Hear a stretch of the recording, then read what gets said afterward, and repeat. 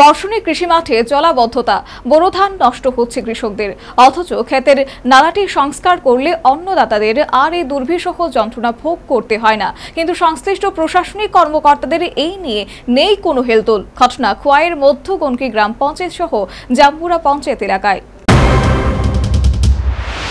খোয়াইয়ে বৃষ্টিপাতের ফলে কৃষি জমিতে জলাবদ্ধতা সৃষ্টি হয়েছে। দীর্ঘদিন ধরেই জলাবদ্ধ অবস্থায় থাকলেও নেই জল নিষ্কাশনের ব্যবস্থা।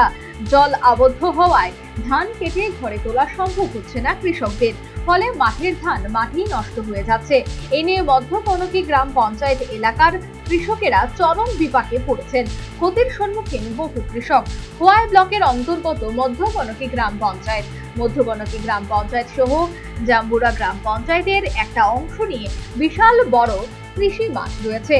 এই মাঠে বোরো এবং আমন দুই ফসলের ধান চাষ করে শতাধিক কৃষকরা।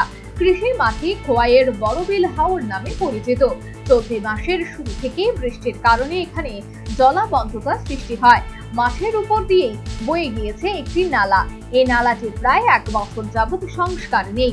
সংস্কার না থাকার ফলে ছড়ার মধ্যে আবর্জনার ঝোপঝাড়ে পরিপূর্ণ হয়ে অপরিষ্কার পরিচ্ছন্নতার জন্য জলের নিষ্কাশনের ব্যবস্থা অচল হয়ে পড়ে রয়েছে। কিন্তু সেই জল নিষ্কাশনের কোনো ব্যবস্থা নেই। এতে অধিকাংশ জমির ধান বৃষ্টির জলে ডুবে গেছে। অপরদিকে বৃষ্টি হলেই বড়বিল হাওরে ধান গাছ জলের তলায় চলে যায়। ধান কেটে নিয়ে আসার কাঁচা রাস্তাও জলে নিমজ্জিত। জলের লেগে আমরা ধান টান সব জলের তোলা জায়গা, আমরা ধান কাটতে পারতেছি না, ধান নষ্ট হইতেছে।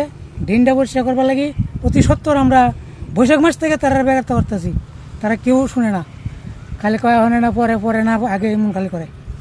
আমরা ধানটা ডিনটা পরিষ্কার করে না দিলে আমরা ধান রইতে পারতেছি না। সমস্যা কি হইতেছে? ওখানে ধান পাকনা ধান জলের তলে যেতেছে। বলতে বৃষ্টি হইলে কি হয়? বৃষ্টি হইলে তো পুরা জলের তলে ধান কাটানো যেতেছে না, খুব কষ্ট হইতেছে। আমরা ধান পচে যেতেছে। মানে জলটা আইতেছে কই থেকে? জল যাইতেছে তবলাবাড়ির সাইডের থেকে, উজান থেকে, আরো উজান থেকে আই বাইরে গিয়া খোয়াই টাউন দিয়ে নদী। এই দেখুন কি আওয়ারের মধ্যে একটা ইয়ে আছে, ড্রেন দিয়ে আছে, ড্রেন দিয়ে জল কাটে না, জলটা কাটে না, ড্রেন ঘাসে জাম হয়ে রয়েছে, হাড়ুন যায়। ওখানে খেতে খেতে জল যায়, ক্ষেতের উপর থেকে জল দেয়া শেষ হয় না। কৃষকরা জানিয়েছেন মাঠে সমস্ত জমির ধান পেকে রয়েছে, ধানের ফলন খুব ভালো হয়, কিন্তু বৃষ্টির কারণে জলাবদ্ধতা সৃষ্টি হওয়ায় ধান জলে ডুবে আছে। নিষ্কাশনের কোনো ব্যবস্থা নেই।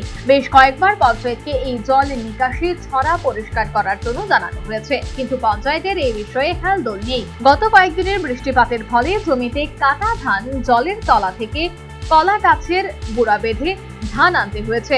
এই অবস্থায় কৃষকদের দাবি অতি শীঘ্রই যেন ছড়াটি সংস্কার করা হয়। তলবাড়ি উজান থেকে জল আইতেছে, এটা আওয়ার তো যাই খোয়াইটা খোয়াই নদীত গিয়ে নামে, এই যে নালাগুলা ইডি গাছে জাম এলিছে, ধান খেত মধ্যে দিয়ে, ধান খেতের আওয়ারের মধ্যে দিয়ে যাইতেছে জলটা। জলটা যাওয়াতে অনেক ড্রেন বইরে গেছে, গাছে বইরে থাকে। ড্রেনটা আমরা কইছি রেখা পঞ্চায়েত থেকে কইছি এই রেখা দিয়ে করাই তো, এটা অনেক করাইতেছে না। আমরা ফাঁকনা ধান বৃষ্টি পড়লই ডুবে থাকা, আবার ডুবে থাকা, জল তো যায় না ড্রেনে দিয়ে, ড্রেন জাম হয়ে বইরে থাকা।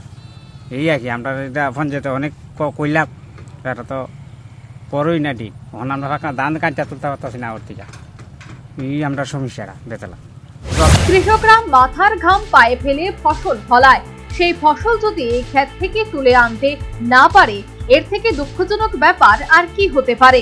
তাছাড়া সংশ্লিষ্ট কৃষকদের কোনো বড় দাবি নয় যে তাদের দাবি মেনে কাজ করা অনেক কঠিন। কৃষকদের দাবি সেখানকার নালা সংস্কার করা।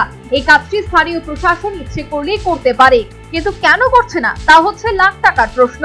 কেন্দ্র এবং রাজ্য সরকার কৃষকদের আয় দ্বিগুণ করার সিদ্ধান্ত নিয়েছে, কিন্তু এই ধরনের অবহেলা যে রাজ্যের কৃষি সমূহ ক্ষতি করতে পারে তা বলাই বাহুল্য।